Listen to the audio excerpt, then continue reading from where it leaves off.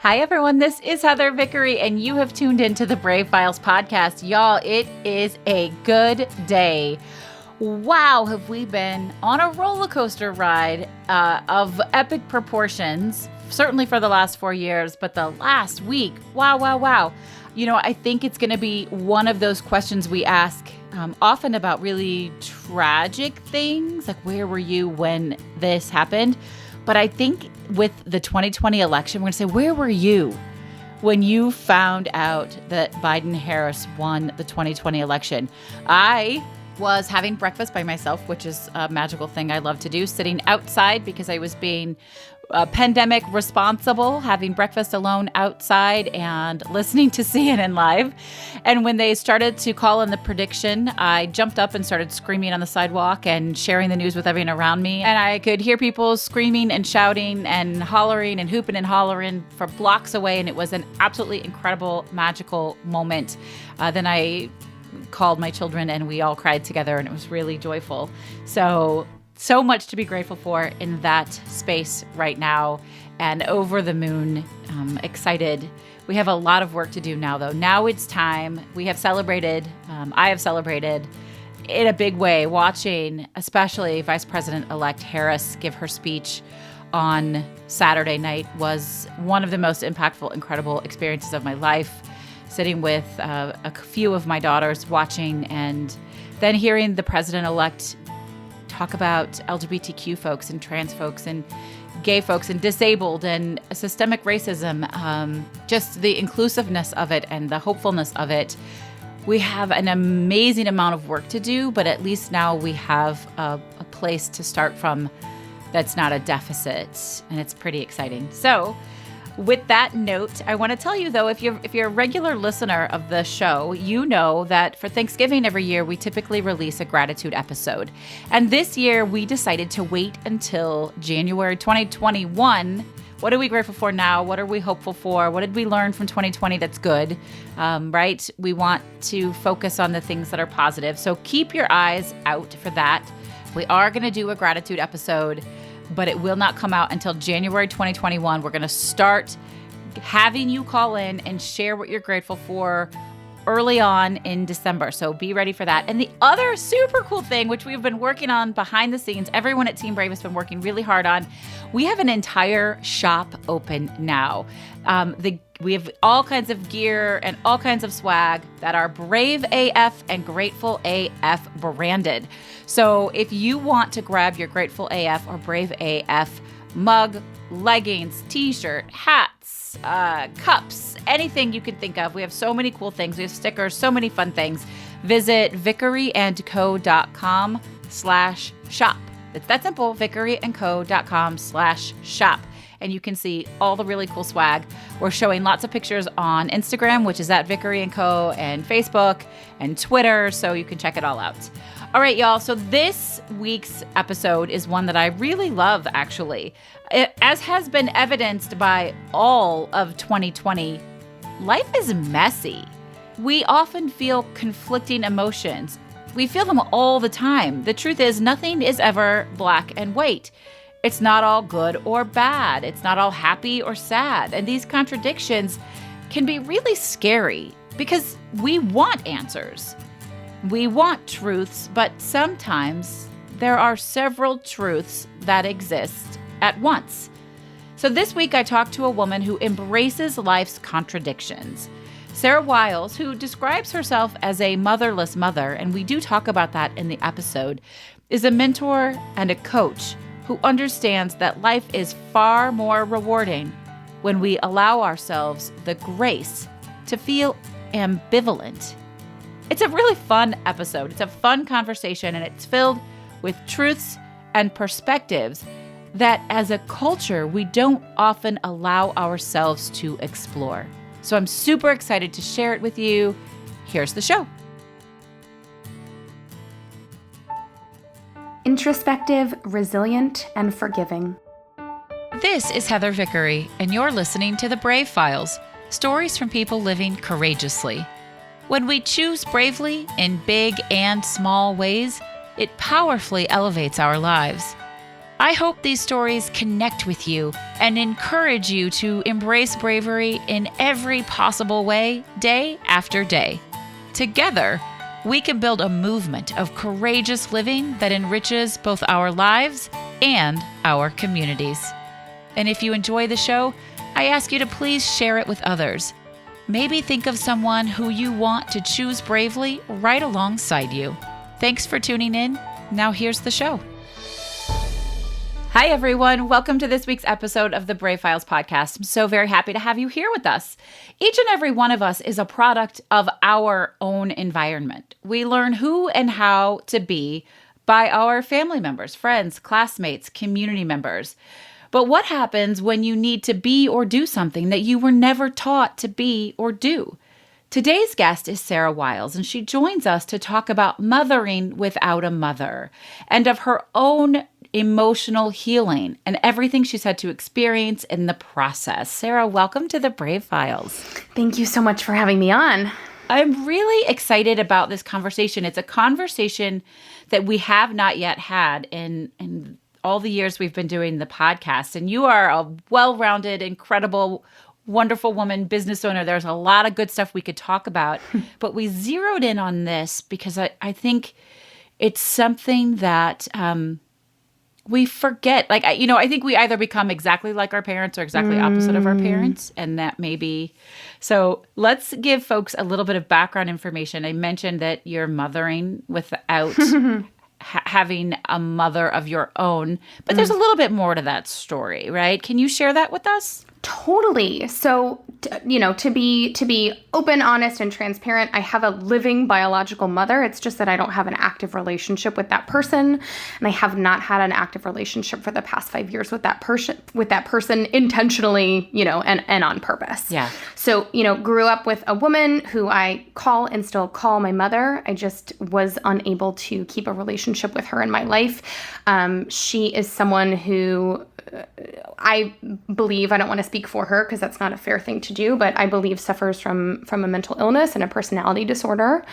And I, got to a point, of course, with the birth of my son, of course, it's like it makes so much sense that those two things intersected, both becoming a mother and losing a relationship with my own mother. With the birth of my son, I just came to the conclusion that it wasn't a healthy relationship for me to be in anymore for myself as being my mother, and also as entering into this stage of mothering my own son. I just could not be in that unhealthy relationship any longer if I was going to show up as a healthy mother to my son. Yeah, I love that you said that. I have a wonderful mother that I adore. We all learn things we do want to repeat from our parents and things we don't. So I won't pretend that every moment is perfect. But I also went down a journey of learning to maybe stick up for myself a little bit more, to advocate more when I had my first child, because it mattered more and it wasn't about me. It was about her. And so I hear what you're saying, that for him, this had to be your choice. Yeah. Yeah, absolutely. It's a wild thing that happens when you become a parent, right? It's like you're automatically forced to be a completely selfless creature when, for the first however many years of your life, you've been a very selfish creature,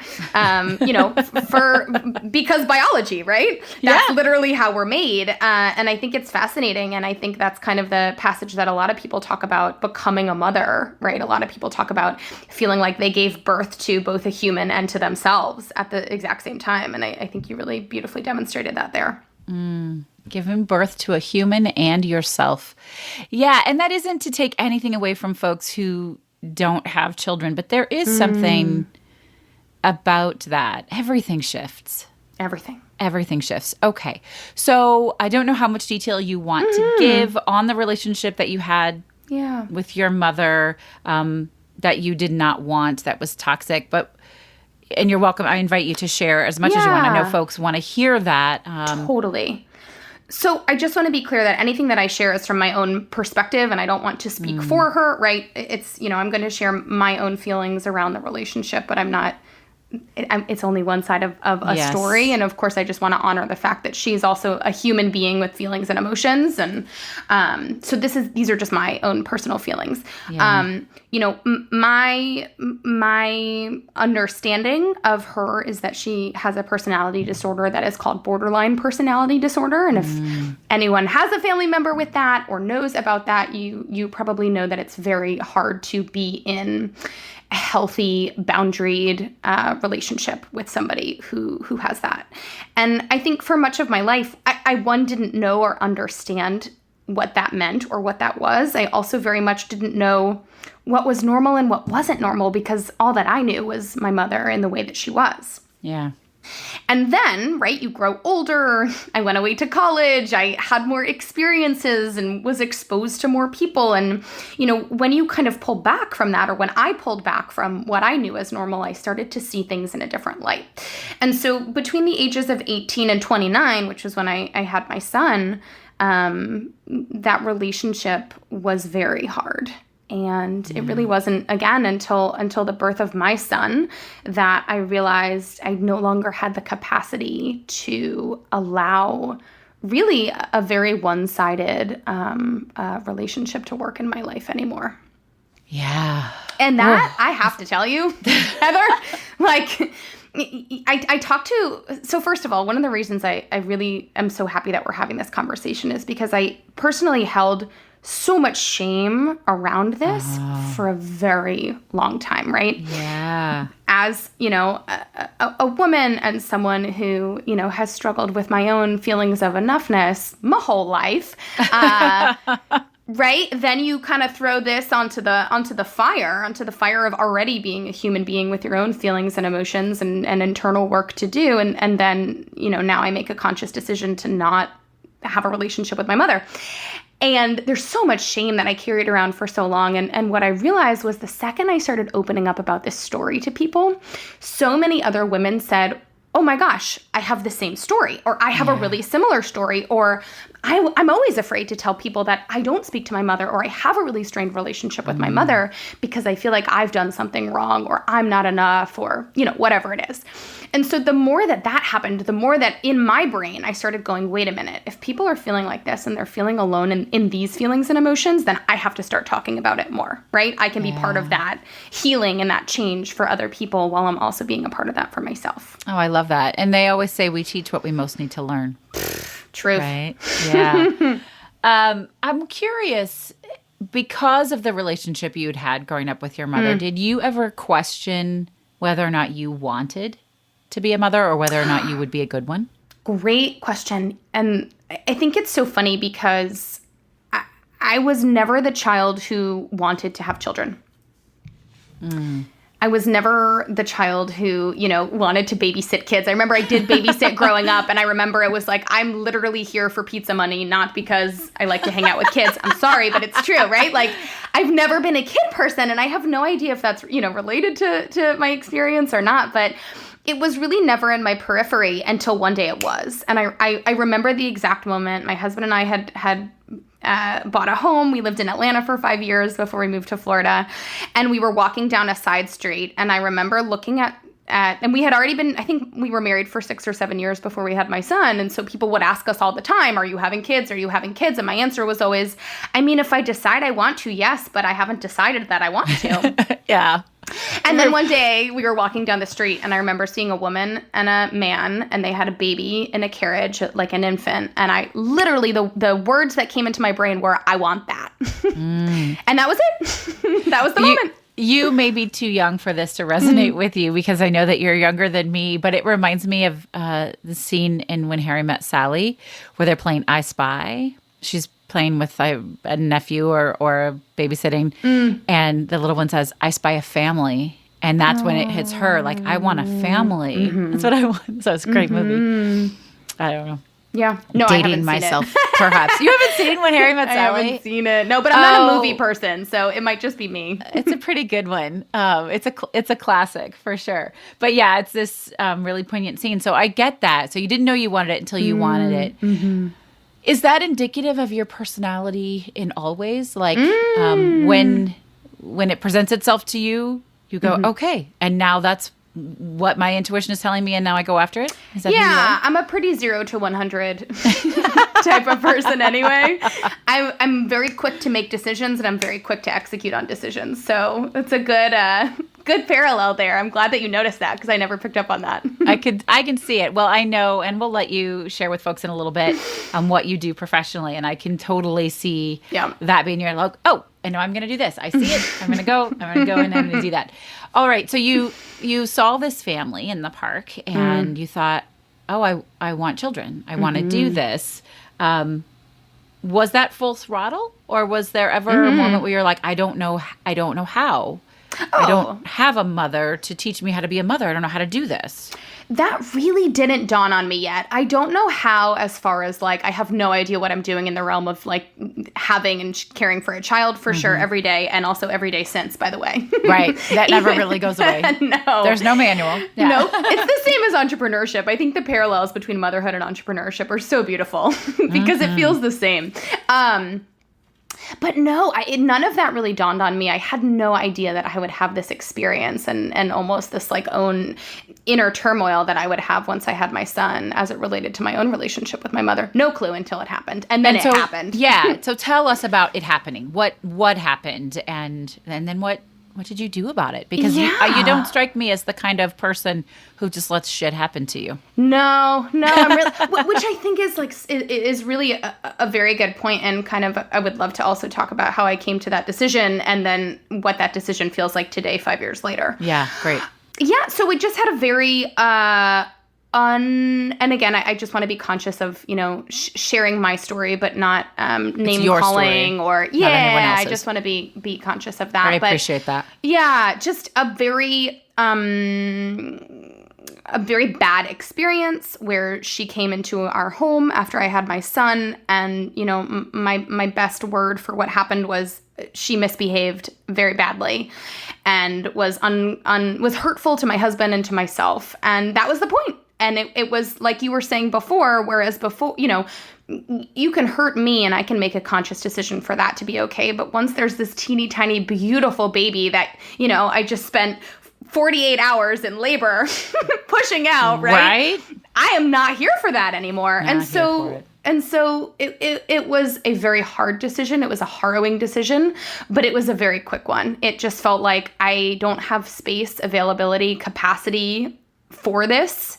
And at that point, it was just for right now. But for right now has turned into for the foreseeable future. Yeah. Are there moments of, and I'm not trying to, I feel like I keep asking you all of these leading questions and I want some sort of trauma to be exposed, which really isn't the case. Yeah. But I want to be really clear with it all, because when we connected about having you on the show, this is what you wanted to, you were like, this is really what I think is powerful to share. And so I want to make sure I get all of those points across. So are there moments of difficulty, trauma, where you go, fuck it, like it would be really nice to have a mother mentor here. Like, I don't know how to do this. Or has it just been, this is what I'm in, like pull up my bootstraps and let's just figure this out?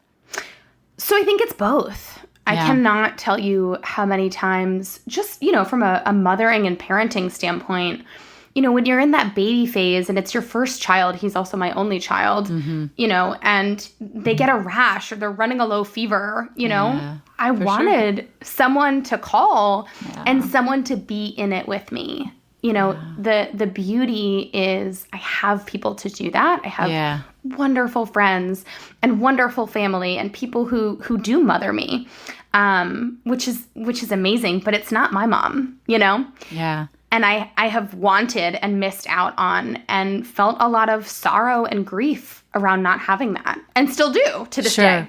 Yeah. Mike, I'm wondering though, you on some level somebody must have filled that role for you. And I'll tell you why I say that, like in your whole life, because I know some people that come to mind very specifically who have two sets of parents who love them and that they're very close to, but those parents aren't terribly thoughtful or kind. They're not nurturing. They don't cook meals. They don't have routines. They didn't. Now, these folks that I'm thinking of are adults, right? And so as functioning adults, they don't know, still to this day, they have their own children, how to cook a meal or how to be particularly thoughtful and kind, because it just isn't something that they ever saw. And you are nurturing, and you are self-aware enough to go, wait, hold on. You can't come up in here and do this. So somebody loved you really hard. I can just tell. Yeah.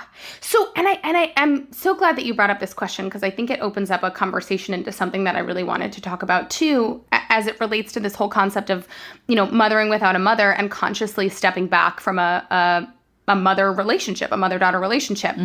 She was not all bad. Okay. Despite this mental health and these mental health issues. The most beautiful part for me is that I have a stepdad. He's actually an ex-stepdad, so he is divorced from my mother, who I have a very close relationship with. And so when I was navigating these waters, they were already divorced, and I had another human on the planet who understood what it looked like to be in close relationship with her in that way. That's huge. So I had someone to process every single piece of this with, and to go through every little thing that happened, and to say, am I crazy? Or did she just do this? Right? Yeah. And that was huge for both of us in our own healing. But what I will say is a lot of my compassion, a lot of my empathy actually comes from her, which almost, I think, made me be in that relationship for longer than I probably should have been, because I had to wrestle and wrangle with, it is possible for someone to have really beautiful, wonderful, amazing qualities and ones that are a deal breaker in a relationship at the exact same time. Yeah. That's a chill-inducing statement for me. And I'm constantly working with my clients to say, you can have contradictory emotions and feelings at the same time. You can be happy and sad and scared and excited, and all of those things can coexist. And so when you say, you can love somebody and they can be wonderful in many ways and still not be healthy for you to have in your life, there's room for that. Yeah. It was a lot to mentally process. Now, what I will say is a lot of what I have, a lot of the good that I'm holding on to is from a lot earlier in my life. It's not, from later in my life. It's not from my, late teen and early 20s and into 30s. It's from my very early years. But there was a lot of goodness there and a lot of hardship. And they both existed at the same time. And still do. Absolutely. Yeah. That's really, really, really impactful. So becoming a mother, the kind of mother that you want to be, that doesn't mean you're perfect, because none of us are. We all make mistakes, but hopefully we are of a parenting generation, even though, as I mentioned earlier, I am much older than you, but we are of a parenting generation where we're so much more aware, I think, than our parents were of how our behavior impacts our children. Tantrums aren't always because our children are assholes. It's probably because we didn't communicate well, we didn't set good boundaries, we didn't set clear expectations, like what can we do to change the outcome of a situation. But as you've learned through all of this, what's been the biggest struggle? As it relates to my relationship with my mother, or lack thereof, or as it relates to mothering another child? I think as it relates to mothering is what I'm asking. And for you as a mother.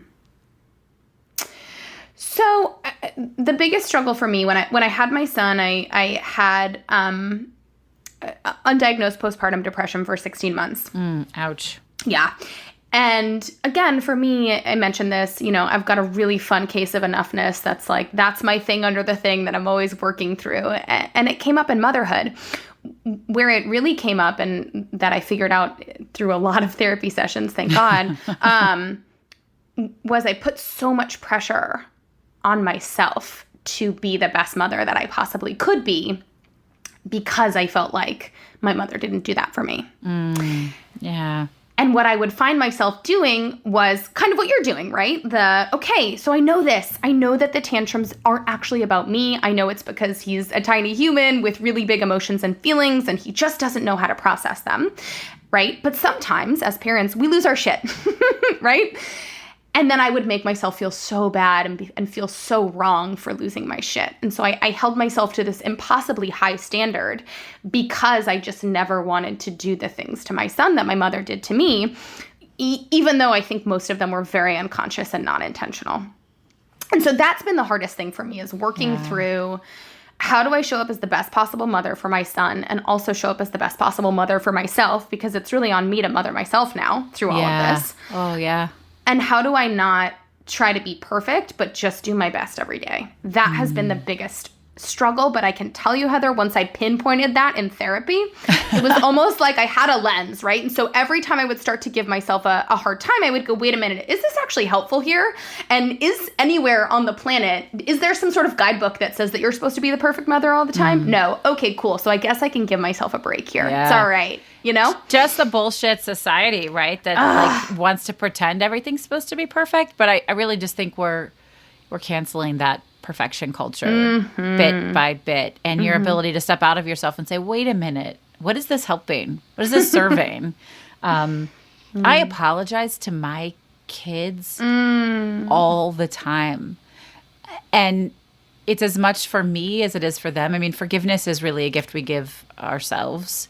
So I have to forgive myself, and then I ask them for forgiveness. And it's this really lovely healing process. But it gives them permission to screw up and make mistakes, because that's what we're going to do. That's what we're going to do. Yeah. What has been the most pleasant surprise for you as it comes to being a mother? Okay. First, I'm going to tell you what was unpleasant. Okay. And it'll make pleasant make so much more sense. I did not like the baby phase of being a mother. That was my least favorite part. It was this like tiny, smushy, scary thing, and it was yelling all the time, and it was never sleeping, and then there was the breastfeeding, and then that was a shit show. The whole thing was a hot mess.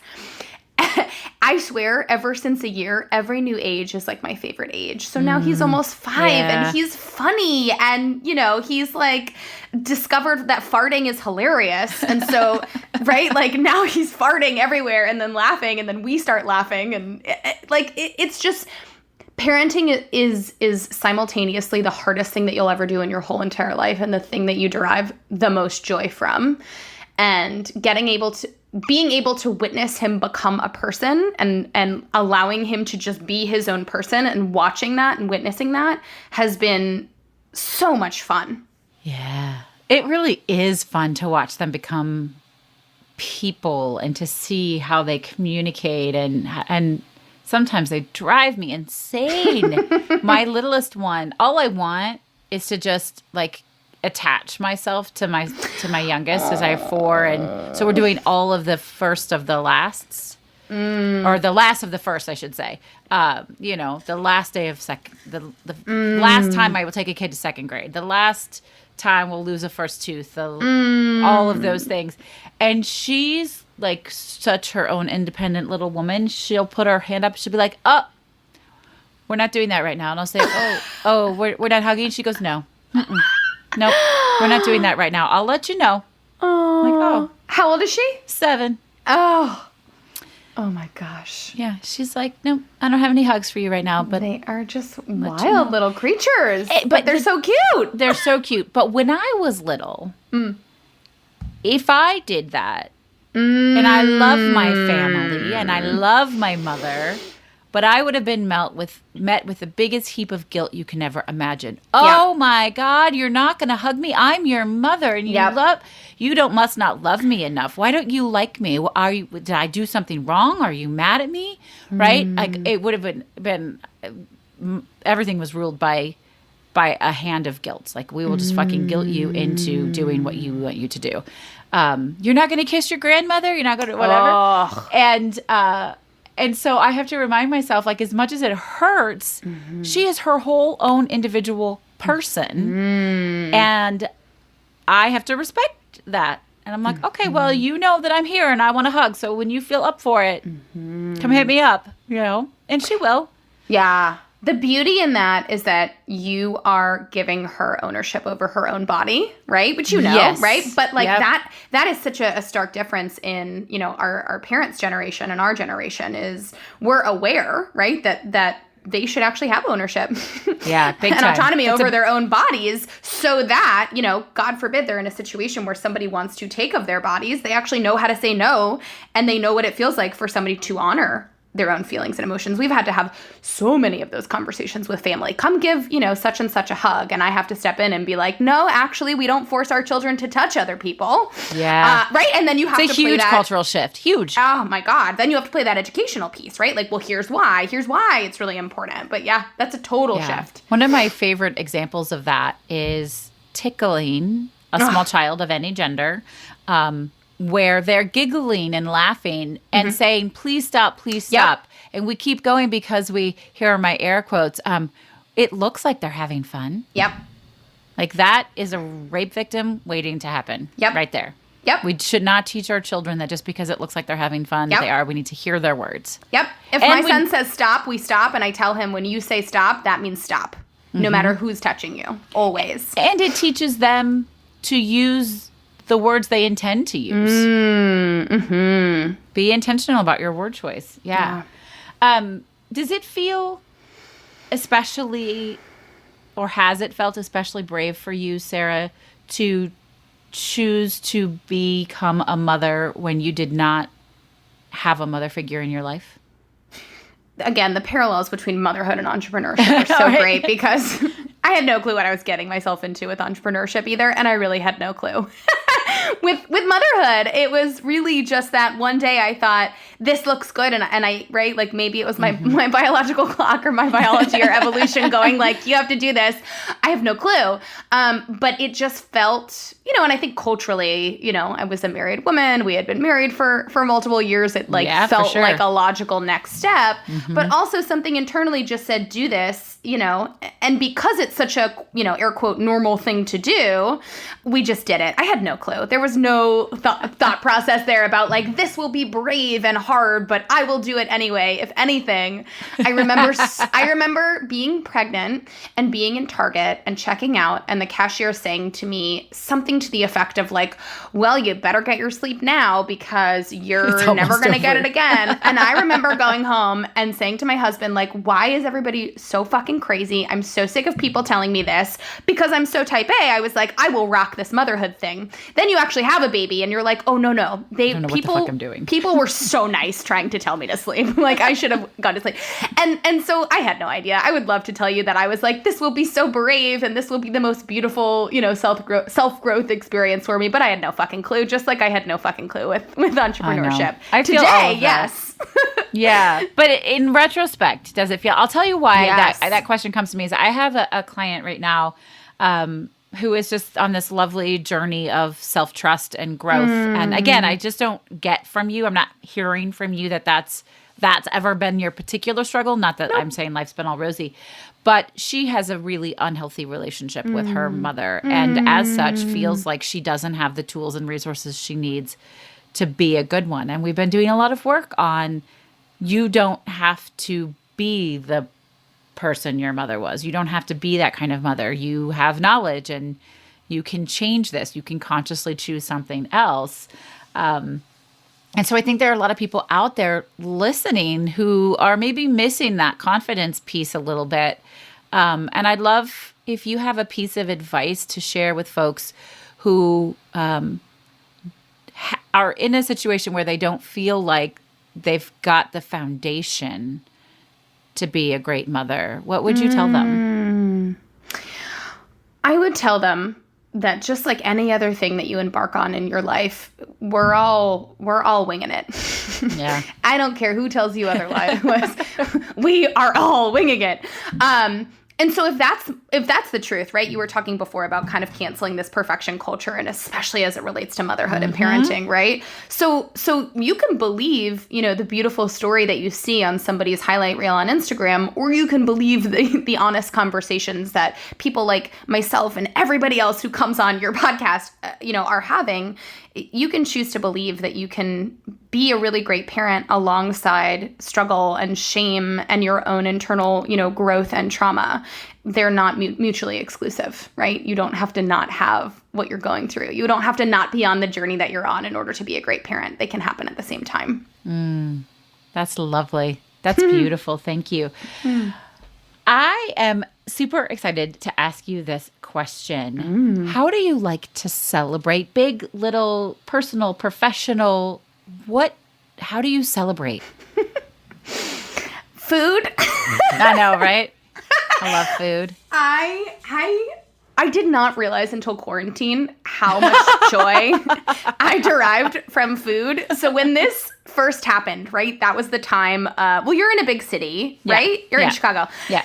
So I'm not in a big city, but I'm, kind of outside of a main city. And I remember when the shelves didn't have flour and meat and, everybody was freaking out. And so we were all playing this game of like, how do we make from what we have, which is a really cool game to play. But really every weekend, my husband and I would make a food menu for the weekend. And we would have this cocktail and, this menu for dinner. And then I would bake XYZ on Saturday. And like, that was our joy point in every single week while we were, waking up at 5 o'clock in the morning to work before my son got up and then, play this game of tag with childcare and work. That was the joy that we derived during that time. And so food, I've really come to realize how much I enjoy food. And so food is it's still our celebration point. Every Friday night, we make ourselves margaritas and we order in. And I just love food. I just think food is so fun. I love it. Food. I'm in. I love it. There are a lot of different ways to celebrate, right? Some people meditate, some people take a walk, some people do a dance party. That's me. Food it depends, right? I get that we celebrate on different levels based on what we're celebrating, but sometimes, like I make 3 main commitments for the day and really focus on knocking those 3 commitments out. And when I click the button, I use an app that's called Commit to 3. They should totally start giving me a referral fee because I refer them for everything. Yes, they should. And they're not a sponsor of the show. So, they should be. Yes, I know, right? But when I click that third thing, like I've done that third commitment for the day, I'm so proud of myself. I find a moment where I'm like, I did it. Like I pump my fist. I'm like, yes, today is a win. But then, I launched my Intentionally Brave Entrepreneurs program or I have Intentionally Brave Week and I support loads of people in growth and all of these wonderful things. Well, that's a bigger one. We do bigger celebrations for those. We close out with dance parties and champagne or whatever. So I always love reminding people to celebrate all of the moments because it gets too hard and it's too heavy when we don't. And celebration can really be simple. Yes. I do the same thing with clients. Every week I have a check-in point with them on Mondays, and one of the questions is, what are you celebrating from last week? And like, I don't care what it is. Like, I don't care if you're celebrating the fact that like you woke up every day and that's a win. Like that's a friggin' win some weeks. And I'll ask them, and how are you celebrating? And it's always really fun to see because when I have new clients, they're like, I guess I'll go buy a thing. And I'm like, well, that's great. You can totally buy a thing. But like, do you really feel joy and celebration when you buy it? Or do you just like think that you're supposed to buy something? Great question. Yeah.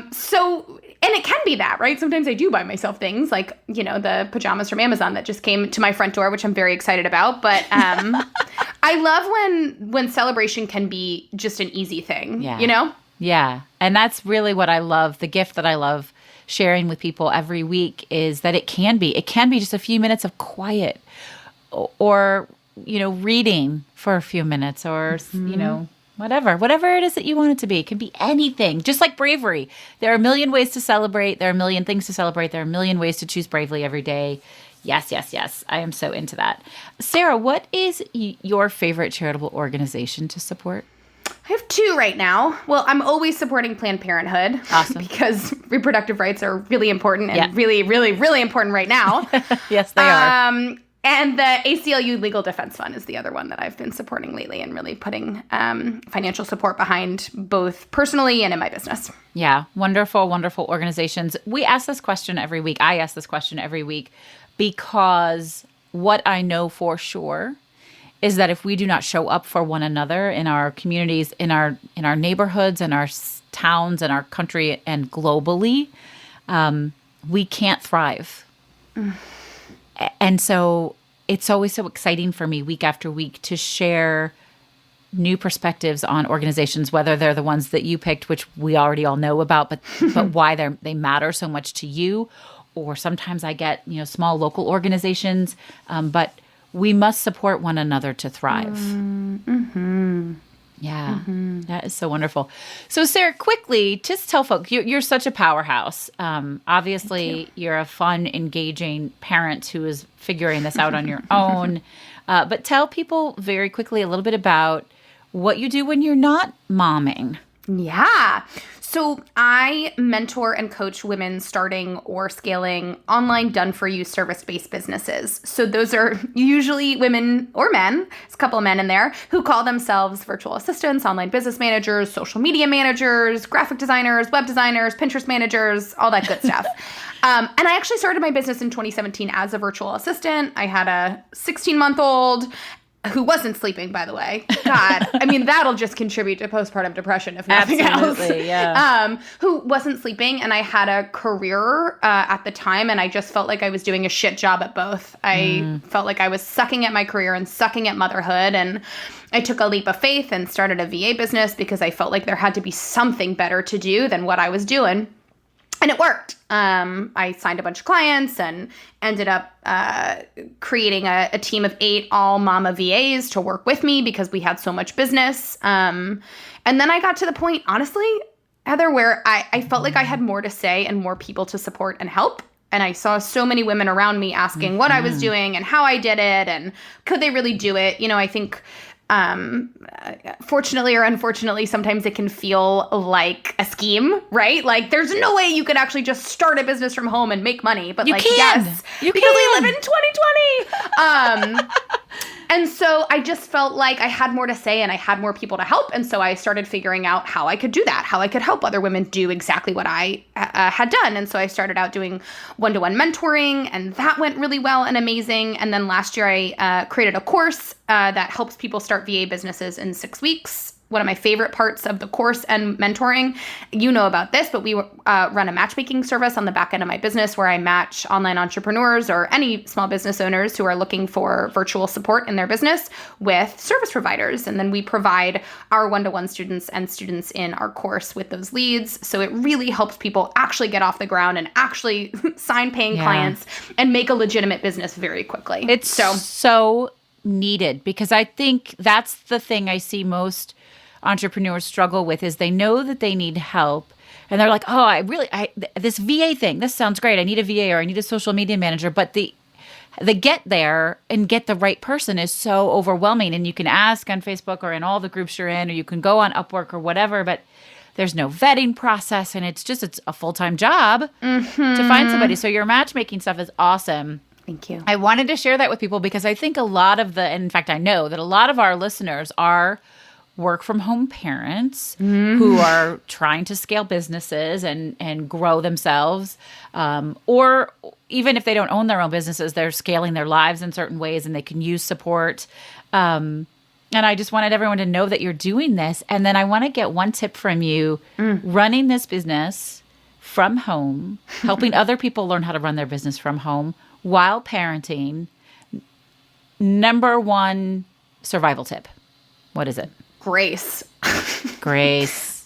That's what I'm talking about. There just is no perfect. I mean, I will have days where I'm like, I knocked it out of the park. You have your app for your 3 things. I write 3 things down every day. If I hit those 3 things in a day, I am like, I am the shit.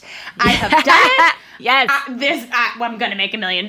Like, right? But like, that doesn't happen every single day. And I think that we, fortunately and unfortunately live in an age of social media, and it can be very easy to only see people's highlight reels and forget that there are so many other moments and points in those days that you are not seeing.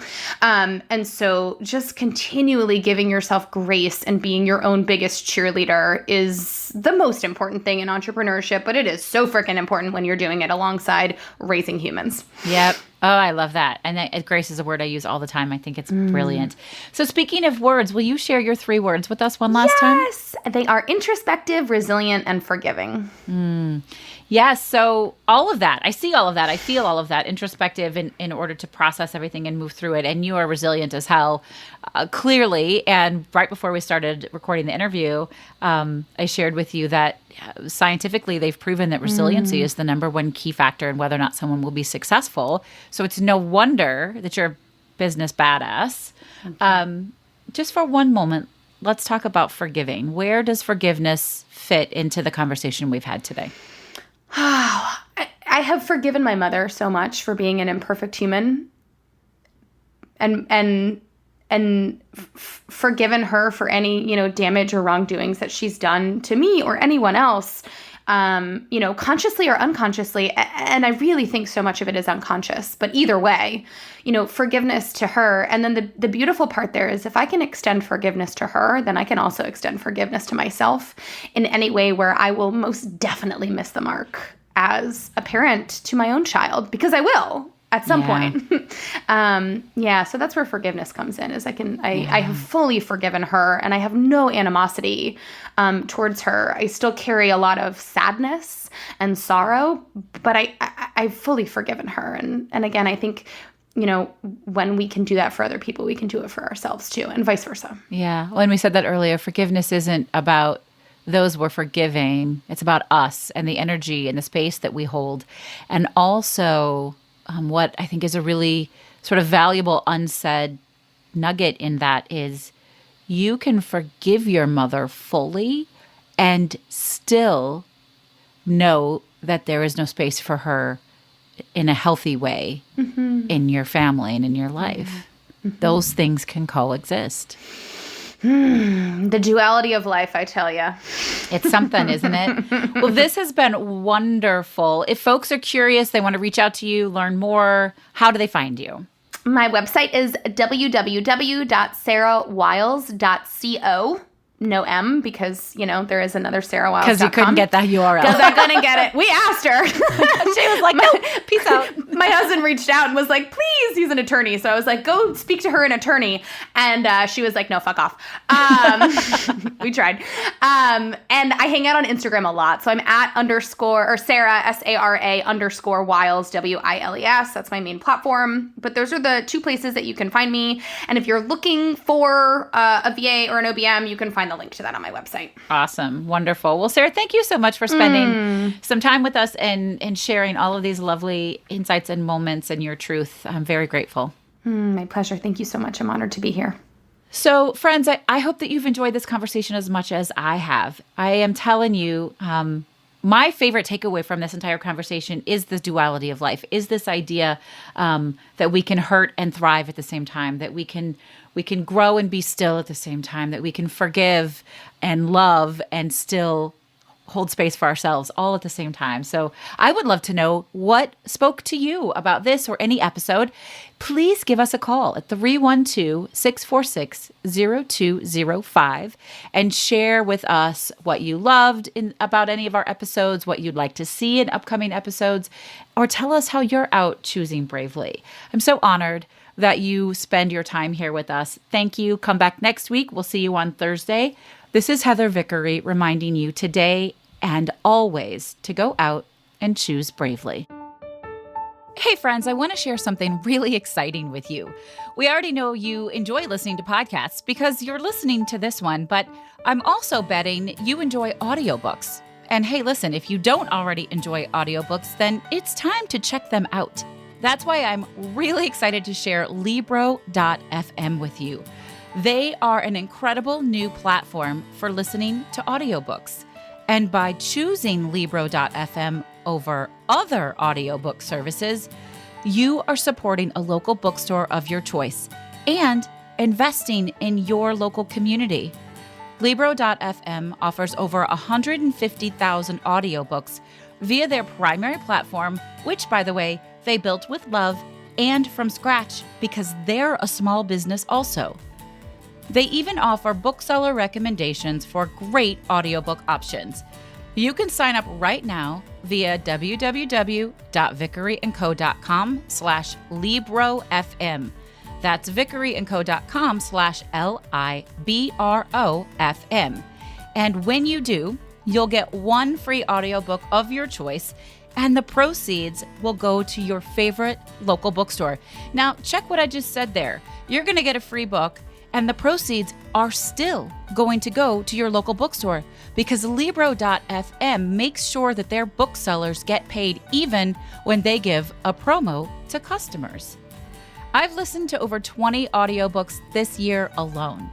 I especially love listening to memoirs read by the author, and it feels great knowing that all of my purchases support my local bookstore, The Book Table, in Oak Park, Illinois. Libro.fm. The same audiobooks, the same price, but a completely different story. Check them out right now at vickeryandco.com/LibroFM.